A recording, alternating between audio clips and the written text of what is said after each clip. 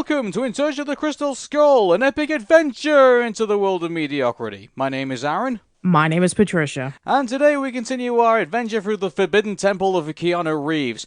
Before we do, I have to correct something that I said in the first episode, and I'm sure a lot of people are going to point this out the minute it goes up on YouTube, is that I said that we were doing this in the celebration that, Keanu Reeves is going to be coming out in the movie 65 and John Wick Chapter 4. That's not the case. Keanu Reeves is not in 65. It's actually Adam Driver who's actually in 65.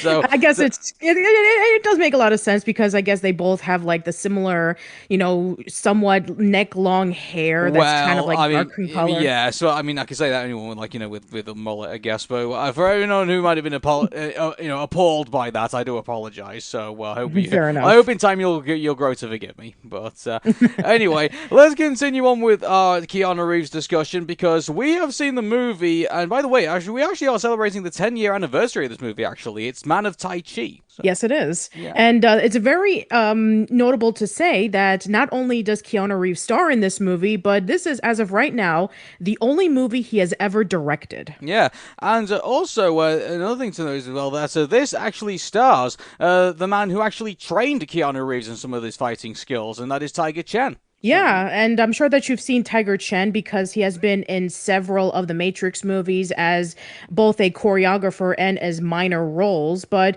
he has also been a choreographer for the 2000 version of Charlie's Angels and for Kill Bill Volume 1. He actually taught Uma Thurman all of her martial arts moves. yeah, and also he was in Crouching Tiger, Hidden Dragon, which is 23 years old, would you believe? Oh my gosh, Oh no.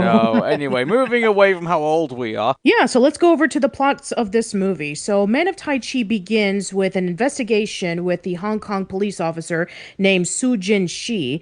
She is investigating a security firm called the Security System Alliance, who is owned by Donaka Mark. And she suspects that he is doing an illegal fighting club where basically a whole bunch of people are forced to fight for money. And in exchange for getting their fights for money, they have to constantly be a part of this club fighting opponent after opponent. And if they lose or if they don't follow Donika's orders, they get killed. And the last person that she was investigating, whom she promised to rescue, was killed off. And so she tries to investigate if Donika Mark is responsible for this fight club. And in the mix, we have this young man named Tiger Chen, who is a working class guy who is a delivery guy, and he's trying to make ends meet with raising money for his family. And at the same time, he has a Tai Chi master that he goes to so he can be able to practice his martial arts. And every once in a while, he also does a martial arts tournament where he's able to, go through every single round practicing his Tai Chi. And so we see Donica watching his matches on TV and seeing Tiger Chen's potential. And so he decides to hire him so that he can become his golden boy. Because apparently, in addition to having this illegal fighting club, it's also being filmed with multiple cameras going all over the place, basically documenting his life and making him out to be like this superhero, this guy who started off with nothing and then becoming pretty massive. Yeah. So, I mean, to start the movie off, I mean, Tiger Chen obviously is portrayed as like your average guy. Like, he has an average job, and but the unique thing about him is that obviously he has Tai Chi, and I mean, also he has like a master as well, which he's pretty kind of run of the mill really when it comes to these type of Yeah, it is movies. pretty run in the mill. Yeah. Yeah, and so, but I mean, starting off our movie, I mean, like it starts off pretty well, pretty much. Like, Yeah. it gives you a the first thing it does, which I think is very important, is it gives sympathy for your protagonist.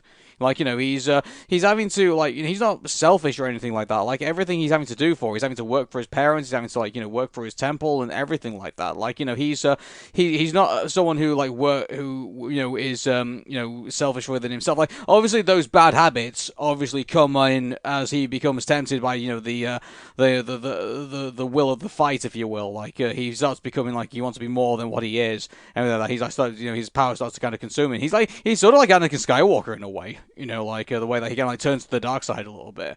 in this Yeah, and we movie. even kind of got like this whole Anakin slash Obi-Wan moment when Tiger goes up, against his master, even before he has the match to the death. And he is filled with all this rage and anger. And he says about like power is everything. And his master is telling him that no, you are being blinded by power.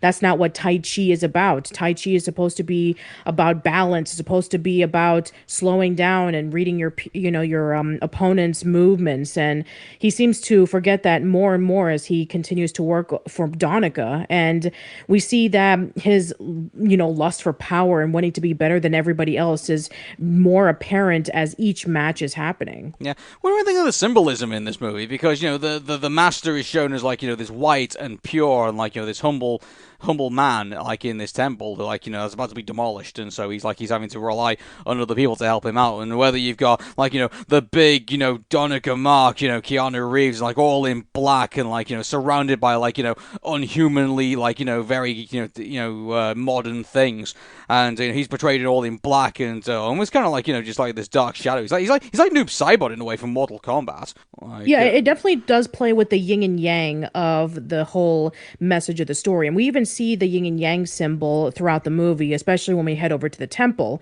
And we see that Tiger is taking this job not only to help his family out, but the temple is at the point of being demolished and shut down because it's in disarray.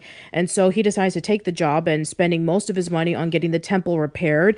And in addition to not only getting the money to get the temple repaired, he also has to write an essay so that he can be able to convince them to have the temple stay. And one of the reasons why that at first his proposal is not done and is rejected was because he was disqualified from the match when he gets to the point of just fighting for the sake of power and just greed. And he loses what Tai Chi is about, which is about balance. And it's a really nice way of seeing the progression of where Tiger becomes, where he's just this normal guy who wants to be able to, be the best of Tai Chi and trying to make his family and his master proud. And then all of a sudden he gets overwhelmed with money and all that kind of stuff and not knowing the repercussions. yeah.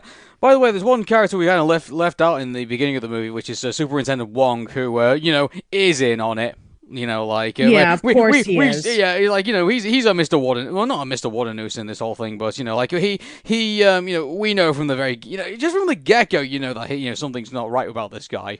Like Yeah, I mean, we he's knew it from the very beginning because when Su Jin was talking to Superintendent Wong that, her case was gone cold because the guy that she was interviewing about Donica had disappeared. And then he said, close the case, as opposed to like, do some more investigation or yeah, something is really up. Maybe you should, see if maybe we can find this guy who disappeared, who most likely will, is dead.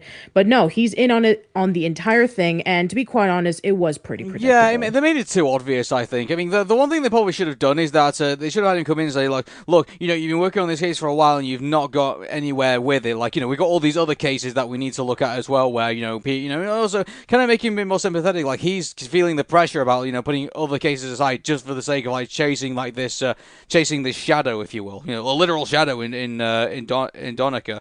So, I mean, if they played it that way, I think that would have taken some of the suspicion off him, I think, and then later on, like, it would have been like the shock. Oh, he is in this whole thing. That would have been more, I think more shocking. I think if they kind of led us away with that, but they didn't. They said, "No, case closed. Move on." And it's kind of like, Yeah, that's not right.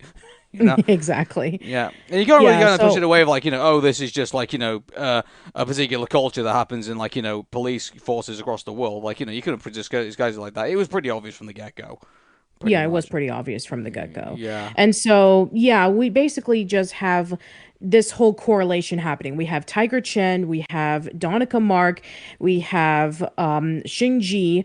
So you have all of these stories that are connecting together. So Xing is supposed to find out if Donaka Mark is the one doing this underground fight club. And Donaka Mark is getting Tiger Chen so that he can be able to, get the the viewership of all the fighters and basically make a reputation for Tiger Chen as like the hero. Tiger Chen is the everyman who wants to be able to help his family and his master out, and so he takes the job so that he can be able to become a better version of himself, but then gets overwhelmed with all of the violence and fighting.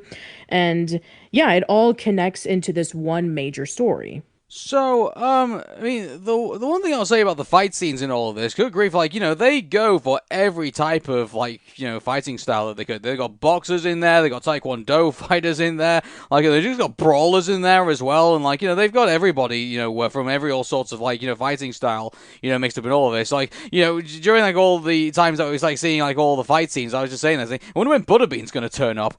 Like, he's gonna feel like is a wrestler gonna turn up? Is like, an MMA fighter gonna turn up? Like, who's gonna be in all of this? And you and I actually were going for all of this and actually saying, oh hey, I recognize this person, and cause there's other people I have turned up from like MMA and like boxing and other types of fighting who have also appeared in other movies as well. So it's like, Yeah, yeah. it does make a lot of sense. It's kind of like how in the Rocky movies, whenever that you see like opponents or whenever that you see like proteges, they are like actual boxers. So it makes a lot of sense. Yeah.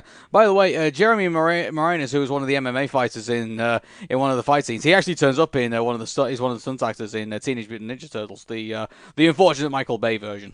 So, Yeah. which was a year later, and yeah, he was also in Triple X as well. That Vin Diesel movie. Yeah, I So. remember. Yeah.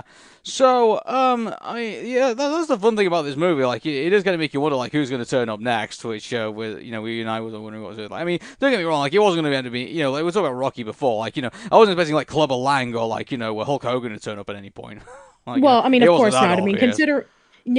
considering that this is a American and Chinese production, so I take it that there was going to be a lot more people who maybe the Chinese audience was going to be more familiar with than the American audience. That's the one thing I would say about this. Like, it is made, in part by China. So, like, it's I mean, so it is kind of built for half of that audience, and then the other half are people who vaguely know about like these types of like fighting movies. Pretty much, but besides that, like this, the one thing I'll say about this movie is that it is very for a niche audience, isn't it? Like Yeah. if you look at all the other movies like you and I like, for example, like I know this is outside of In Search of the Crystal Skull, like like one of the movies we reviewed was like on this show was A Miracle on 34th Street, which is like eons in other worlds away from Man of Tai Chi, pretty much. Yeah, and So also like UHF and The yeah. Rocketeer.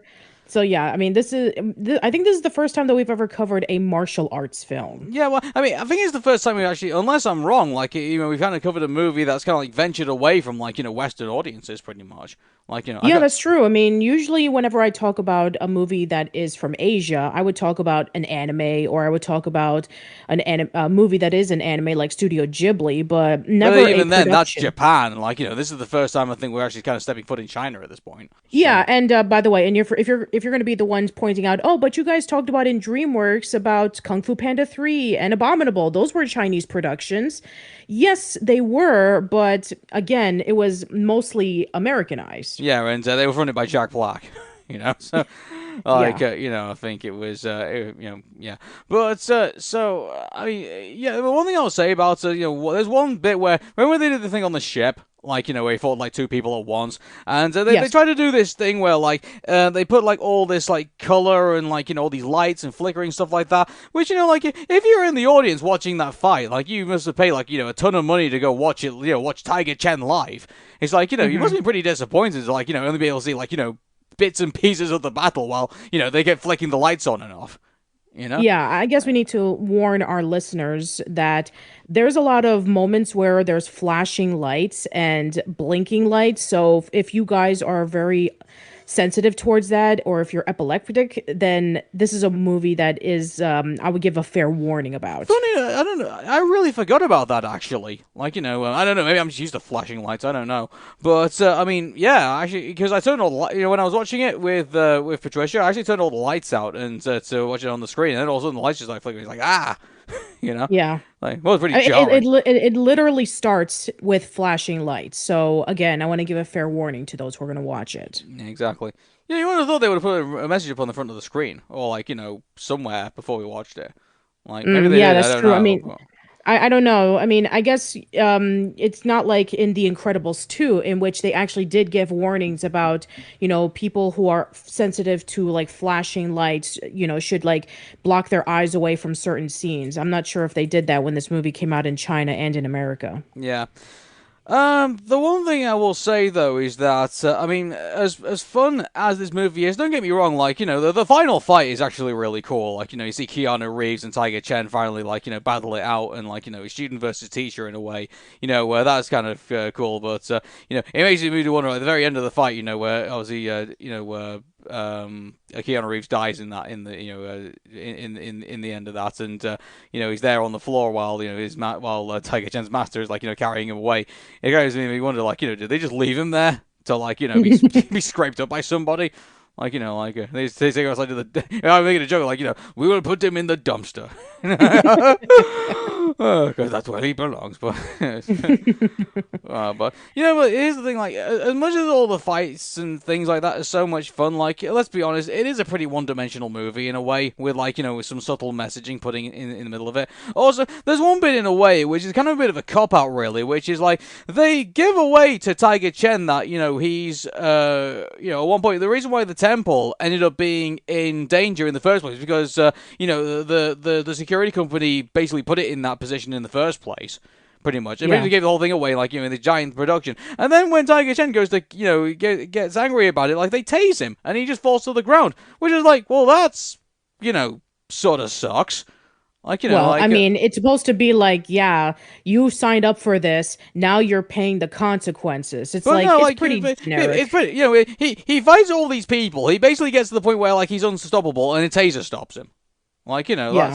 that's like, Goldberg losing the WCW title bad. And if you don't know the reference to that, I think everyone, who watches wrestling will.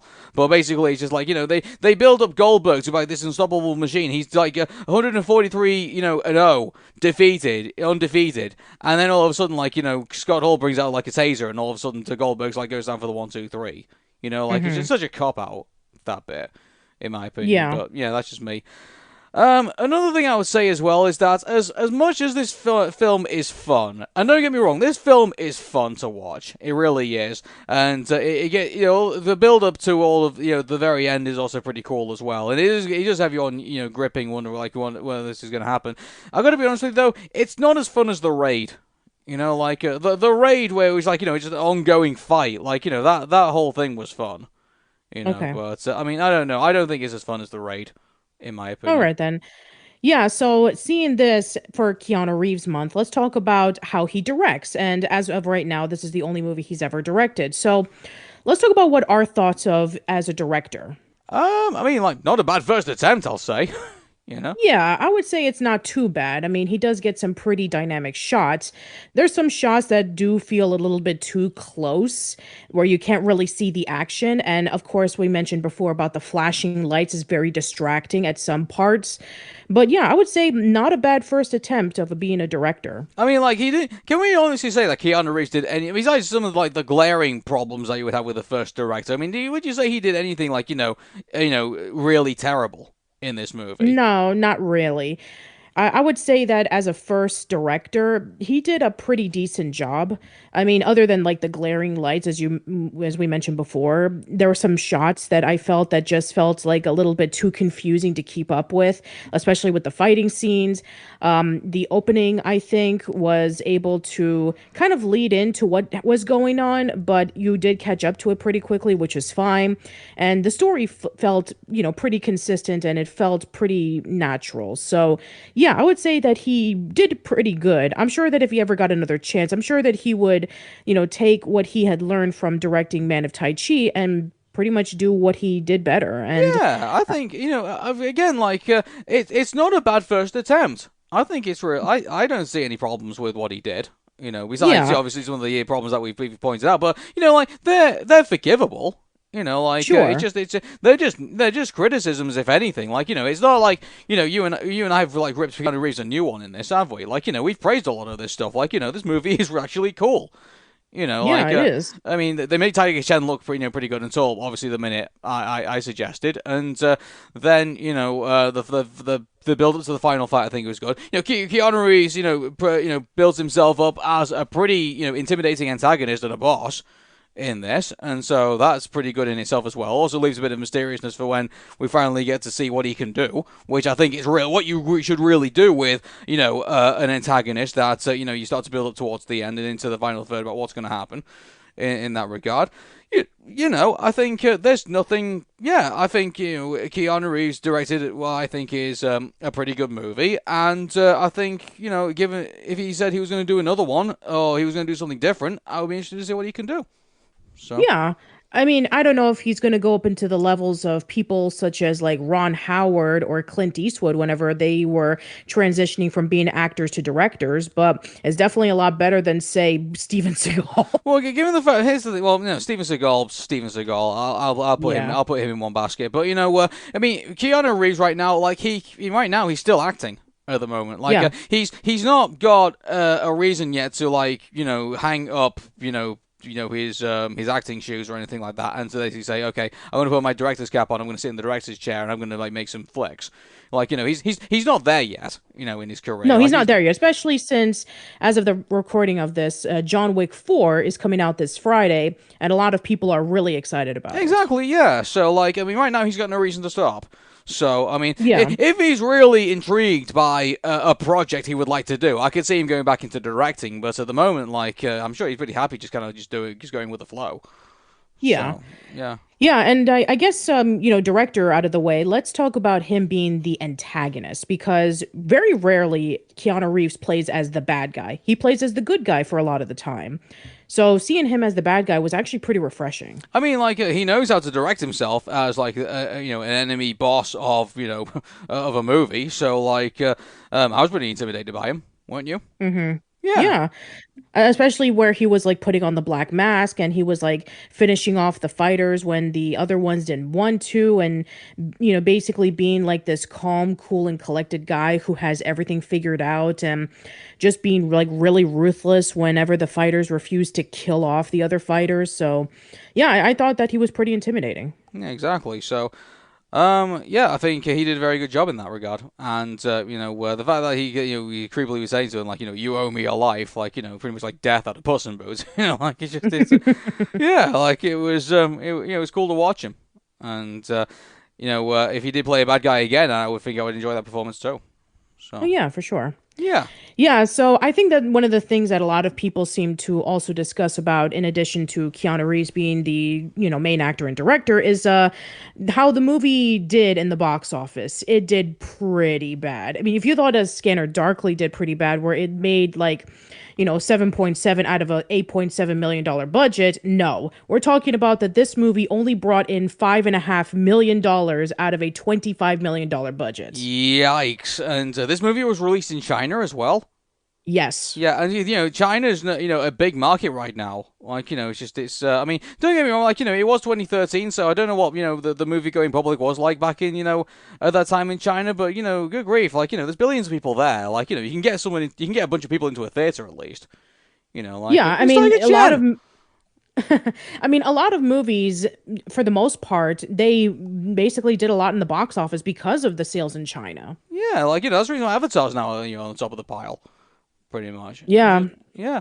So, mind you, I don't know if it's just the fact that maybe people, thought maybe this was just an average, fighting movie, pretty much, and no one really saw, anything overly spectacular about it. I mean, and right now it's got it's got 6.0 out of 10 on IMDb right now at the moment. So, I mean, and right now it's got 71% on Rotten Tomatoes. So, I don't know. Maybe people thought, oh, hey, this is just average, and they didn't see anything spectacular in it, so I can go out and see it. I don't know. Yeah, I guess so. I mean, to be fair, when you look at some of the highest grossing movies that came out in China, you have things such as Skyfall, and you have Iron Man 3 and Man of Steel, Fast and Furious 6, Pacific Rim. You have Thor: The Dark World, No Man's Land, Gravity, Jurassic Park 3D. You have a whole bunch of movies that, were like in that same realm of action, but made a whole lot better in terms of their money. Yeah, I'm just reading some of the comments here, like there's something like say, fun but deeply flawed, and I was entertained but could have been better. There's this movie definitely falls into our Crystal Skull category. I think I would say.